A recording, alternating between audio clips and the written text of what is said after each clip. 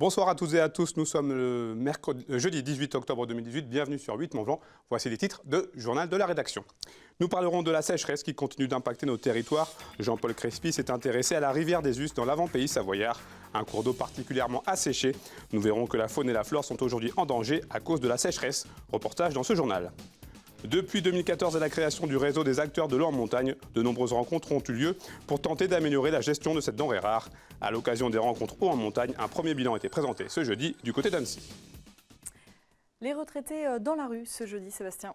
Et oui, on démarre cette édition avec quelques images de la mobilisation des retraités qui a eu lieu ce jeudi après-midi dans les rues d'Annecy. 9 jours après la dernière journée d'action nationale, ils étaient moins nombreux à avoir battu le pavé aujourd'hui. Environ 300 personnes ont répondu à l'appel de l'intersyndicale. Une fois encore, la baisse du pouvoir d'achat et des pensions ou encore la hausse de la CSG faisait partie des revendications. On écoute un militant sud solidaire retraité de la Poste. Ce n'est pas la première journée de mobilisation. On sait que les retraités se mobilisent quand même, ils viennent dans la rue. Et on veut qu'ils se fassent entendre, on veut encore qu'ils soient présents et qu'ils montrent un petit peu leur critique par rapport à la non prise en compte de leurs revendications.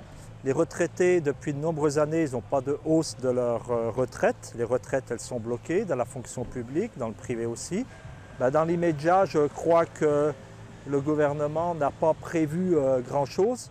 On est là pour rappeler quand même que les revendications existent, que la pauvreté existe chez les retraités, parce que les retraités, ce n'est pas une classe homogène. Il y a certainement des retraités qui gagnent bien leur vie, mais il y a une très très grande partie des retraités qui vivent avec des toutes petites retraites. Et en plus, avec les réformes des retraites à venir, on a peur encore que ça s'aggrave. Il est mort ? Non, il est... c'est à moi. On reparle de la sécheresse, Sébastien. Après 4 mois sans précipitations et des chaleurs hors normes, tous les cours d'eau de Haute-Savoie sont sous surveillance. Si certains se portent mieux que d'autres, les Us sont dans une situation plus que préoccupante. À ceci s'ajoute l'arrivée d'eau redoutée de l'hiver avec ses basses températures, ce qui ne devrait pas arranger les choses. Jean-Paul Crespy s'est rendu sur place. Si le lac d'Annecy semble désespérément se vider de son eau, les cours d'eau du département ne résistent pas à l'épisode de sécheresse. Depuis le mois de juillet, 3 secteurs sont placés sous surveillance, le débit de ces cours d'eau étant en dessous du seuil critique. La Benoge, le Fier et plus récemment les Drances sont en alerte. Le Chéran est en alerte renforcée. L'état du cours d'eau des Us est quant à lui dramatique et affiche un cumulé de 8,5 km de cours d'eau à sec et 7,5 km où l'écoulement se résume à un filet d'eau sur les 46 km de développé du Salève où il prend sa source au Rhône où il se jette en amont de Seyssel. On est dans une phase critique qui a déjà débuté depuis les mois de juillet et août où les pêches de sauvetage ont déjà commencé. On va avoir aussi des pertes d'habitat, donc réduction de la surface en noyer, donc une perte d'habitat pour les poissons, le facteur thermique. Ensuite les problèmes chimiques, donc avec un manque de dilution des pollutions. Et puis finalement l'impact le plus important qui va être en dernier recours, ça va être carrément la sec du cours d'eau, où donc là la fédération et surtout les APPMA, donc les associations locales, interviennent pour sauver les poissons avant la phase la plus critique. Depuis plusieurs semaines, des pêches électriques de sauvetage ont lieu pour sauver les poissons pris au piège dans des trous d'eau. Et l'augmentation de la température de l'eau a favorisé la croissance d'algues.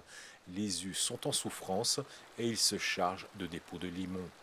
L'hiver arrivant et les débits étant aussi faibles, on peut observer des phénomènes de prise en glace si les débits ne remontent pas d'ici l'hiver. Donc on est dans une situation qui est très préoccupante et qui est très inquiétante pour les cours d'eau. Ce long épisode de sécheresse est un signal fort. L'assèchement progressif des Us est révélateur d'une augmentation toujours accrue de l'utilisation de l'eau sur un bassin versant qui se transforme. 75% de la totalité des eaux qui devraient arriver aux Us sont aujourd'hui utilisées en amont du cours d'eau. Et toujours concernant cette sécheresse, c'est désormais officiel. Le lac d'Annecy a atteint son niveau le plus bas depuis 1947 avec une cote inférieure à 0,11 mètres enregistrée ces derniers jours. Pour rappel, la cote de référence est de 0,80 mètres. La baisse significative du lac d'Annecy est la conséquence de conditions météorologiques exceptionnelles de cet été. Et on reste dans le domaine de l'eau, Sébastien. Oui, le réseau des acteurs de l'eau en montagne a été créé en 2014 pendant les états généraux du même nom à Megève. Depuis, rencontres et échanges ont permis de structurer quelques actions pour améliorer la gestion de cette ressource. Ce jeudi, l'heure était un premier bilan à Annecy à l'occasion des rencontres eau en montagne. Les précisions de Fanette de Buisson. Le réchauffement climatique touche plus durement les régions montagneuses comme les Alpes. Plus 1,97 degrés d'augmentation de la température moyenne dans le massif entre 1900 et 2016, soit plus du double de la moyenne française. La ressource en eau en est impactée. Un constat parmi d'autres qui ont amené les acteurs privés et publics à s'organiser en réseau il y a 4 ans. Tant qu'on a nos réserves glaciaires qui supportent justement, qui permettent d'avoir des débits de cours d'eau ou de nappes bien alimentés, il n'y a pas de souci. Par contre, des sécheresses comme celles qu'on voit aujourd'hui, avec des sources qui tarissent alors qu'on ne les a jamais vues tarir, les gens commencent à se dire, bah oui, nous aussi dans les Alpes du Nord, on peut avoir des situations de conflit et de tension qui vont sûrement s'intensifier dans les années à venir. Élus, techniciens, chercheurs, tous travaillent désormais en réseau pour imaginer la gestion de l'eau en montagne de demain. Les montagnards ont une responsabilité qu'on développe et qu'on avait bien affirmée en 2014, qui est d'un côté, dans un contexte de bien commun de l'eau et de changements climatiques et sociétaux, c'est de stocker, parce qu'on aura de moins en moins d'eau en stockage niveau glaciaire, c'est de stocker par tous les moyens, et puis c'est de ralentir les flux par les zones humides, par la forêt, par la renaturation, par la moindre imperméabilisation des sols qui accélère la descente de l'eau des montagnes. Et c'est, troisième point, de reconsidérer très sérieusement la relation entre l'amont et l'aval. Actuellement, on fait beaucoup de gestion par l'offre, c'est-à-dire que quand on a une pénurie, quand on a des difficultés, en fait, on va chercher plus d'eau, peut-être plus loin, avec des techniques plus coûteuses, etc. Alors qu'il vaudrait la peine de réfléchir à un passage vers une gestion par la demande qui vise à mieux utiliser l'eau qui est disponible, notamment au niveau organisationnel, au niveau de la répartition, par exemple des droits d'eau qui sont souvent assez difficiles à faire au niveau local. Et donc là, véritablement, il y a encore passablement de travail à faire. Il y a urgence, le schéma d'aménagement et de gestion des eaux du bassin Rhône-Méditerranée-Corse met en évidence des tensions nettes sur la ressource en eau dès 2080. Le Conseil Savoie-Mont-Blanc tenait son conseil d'administration ce jeudi après-midi à Chambéry. Au programme des travaux, l'adoption de la décision modificative du budget 2018. Nous en avons profité pour questionner les deux présidents de département sur la possibilité d'un rapprochement entre certaines compétences de la Savoie et de la Haute-Savoie. On écoute donc Christian Monteil et Hervé Guémard au micro de Clémence Roualdès et François Pirot. En fusionner, on se rapproche. On est déjà proche. C'est la seule initiative d'ailleurs, en dehors de la Corse, avec un statut bidépartement et région, statut spécial. Nous sommes le seul exemple en France où 2 départements ont créé une collectivité. Alors on parle beaucoup de fusion. Nous allons rencontrer la ministre avec Hervé Guémard dans quelques temps. Moi je suis plutôt curieux de savoir les possibilités qui s'offrent à nous, plutôt que de m'engager dans une fusion sans savoir pourquoi. Hervé Guémard partage avec moi, il le dit de façon peut-être un peu différente, mais partage la même opinion. Donc nous sommes curieux de savoir ce que les Alsaciens vont mettre en place. Et nous verrons s'il y a opportunité ou pas de se rapprocher davantage ou de fusionner. Nous avons actuellement 2 services départementaux des archives qui marchent tout à fait bien, mais il faut penser à la suite. Et la suite, notamment, c'est les capacités de stockage. Donc pour l'instant, si je puis dire, il n'y a pas le feu au lac, mais à horizon de 10 ans, un problème de place se posera, et d'ailleurs y compris dans le département voisin de l'Ain. Donc nous avons demandé à nos 2 directeurs d'archives départementales de regarder les choses pour nous faire éventuellement des propositions. Un mot de politique sans surprise, Renaud Beretti a été élu maire d'Aix-les-Bains ce mercredi soir avec 29 voix. Il succède donc à Dominique Dor qui avait annoncé sa démission le 3 octobre dernier. Marina Ferrari pour sa part devient première adjointe. Renaud Beretti n'est que le 4e maire d'Aix-les-Bains depuis 1969.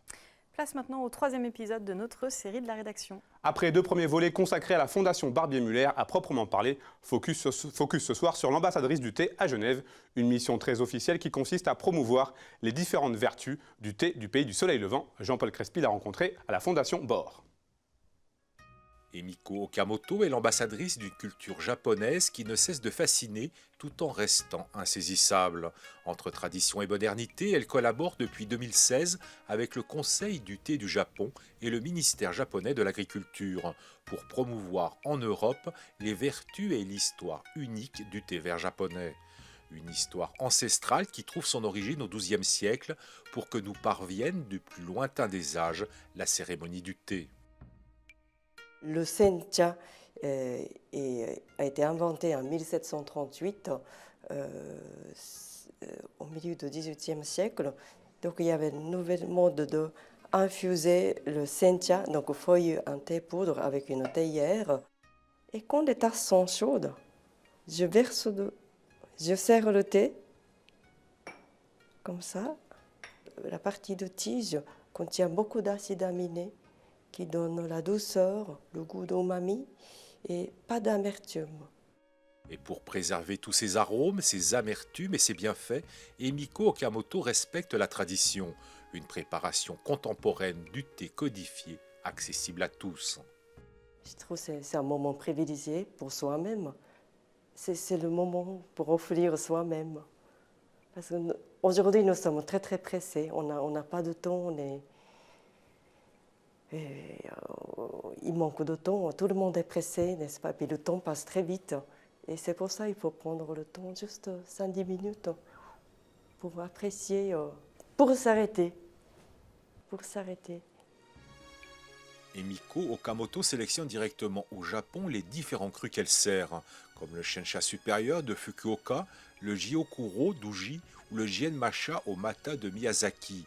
Avec son salon de thé ambulant, elle souhaite transmettre les gestes les plus simples, des gestes qui permettent de respecter les grands crus qu'elle propose et de les apprécier au quotidien, sans oublier sa dimension spirituelle, un véritable idéal de vie. C'est la fin de ce journal. Merci à toutes les équipes. Merci à vous pour votre fidélité à l'information sur 8 Mont Blanc. Fanette, c'est à toi. Demain, vous avez rendez-vous avec Victoria pour le journal.